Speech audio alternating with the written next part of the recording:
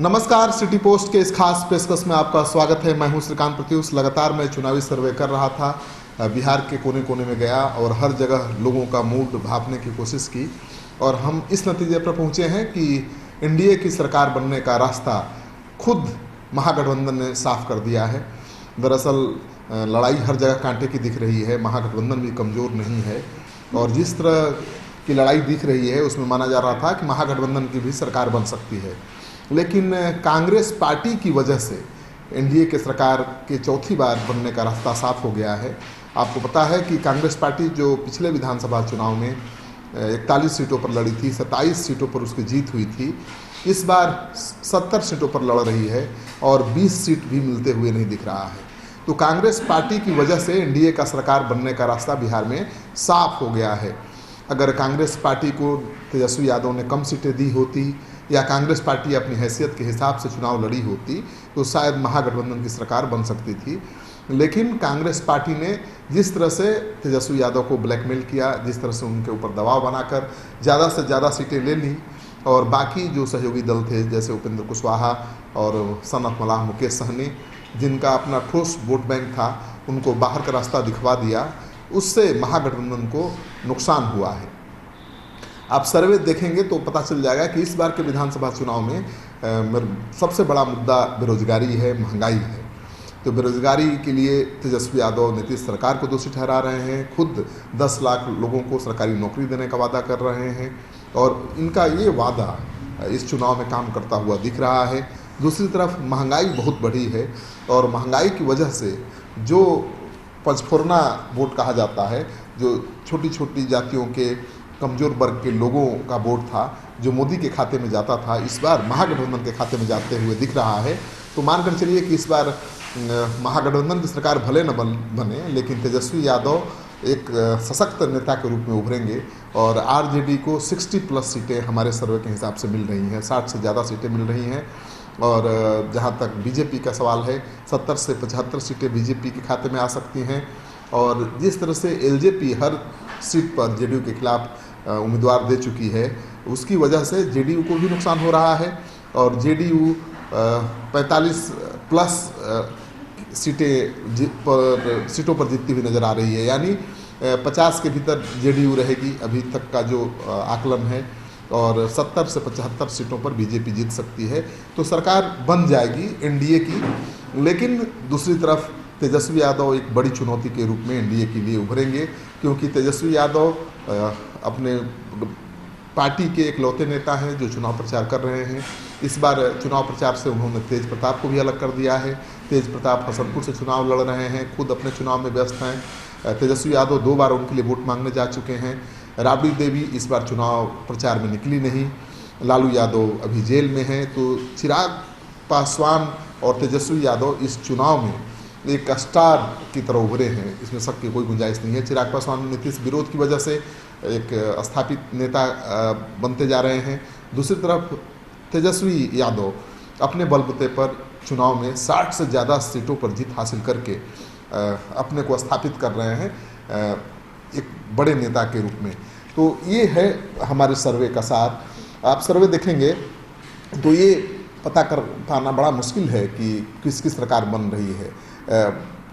LJP के JDU के उम्मीदवारों के खिलाफ चुनाव मैदान में उतर जाने से जो वोटर्स हैं कंफ्यूज्ड हैं और कई जगहों पर उसका लाभ आरजेडी को भी मिल रहा है, कांग्रेस को भी मिल रहा है, जेडीयू को नुकसान हो रहा है, कहीं पर बीजेपी को भी नुकसान हो रहा है।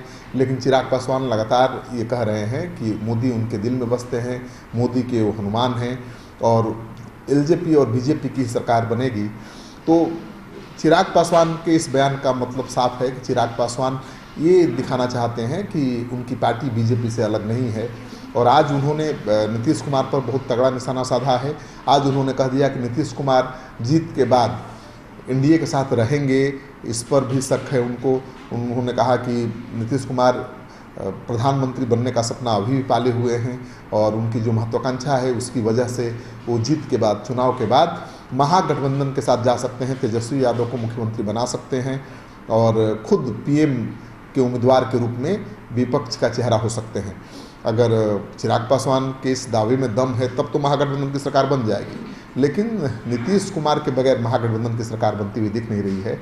और आज की तारीख में नीतीश कुमार मजबूती के साथ बीजेपी के साथ खड़े हैं। और जो सर्वे का नतीजा है अब तक का जो सामने आया है उसके अनुसार पहले चरण के चुनाव में महागठबंधन आगे जरूर है, लेकिन दूसरे और तीसरे चरण में लड़ाई कांटे की है। और मुझे लगता है कि 70 से 75 सीटें बीजेपी के खाते में आ सकती हैं। तो जिस बीजेपी के खाते में 80 से 85 सीटें आने की संभावना थी, उसको भी थोड़ा नुकसान होता हुआ दिखाई दे रहा है। और जेडीयू जो आरजेडी के बाद सबसे बड़ा दल था, उसको भी नुकसान होता हुआ दिखाई दे रहा है। लेकिन अगर 50-40 से ऊपर सीटें आती हैं जेडीयू की और 75 से ज़्यादा सीटें आ जाती हैं, 70 से ज़्यादा सीटें आ जाती हैं बीजेपी की, तो सरकार बनाना बहुत मुश्किल नहीं होगा। क्योंकि बीजेपी आपको जानते हैं कि कांग्रेस पार्टी के ज़्यादातर नेता ऐसे हैं, ज़्यादातर प्रत्याशी ऐसे हैं जो चुनाव जीतने के बाद आसानी से एनडीए के साथ जा सकते हैं। तो अगर बहुमत नहीं मिला, स्पष्ट बहुमत नहीं मिला, तो मानकर चलिए कि जोड़ तोड़ की राजनीति बहुत तेज हो जाएगी।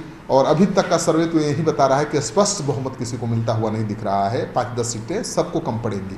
महागठबंधन को और सरकार बनाने के लिए और 20 सीटें की दरकार होगी, वहीं एनडीए को भी 5-10 सीटों की दरकार होगी अपनी सरकार बनाने के लिए।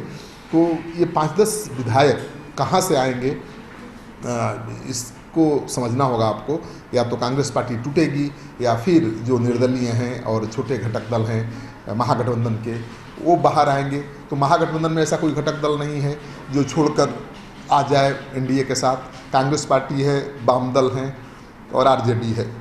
इन तीनों में से कोई दल बीजेपी के साथ नहीं जाने वाला है। एनडीए में मुकेश सहनी है,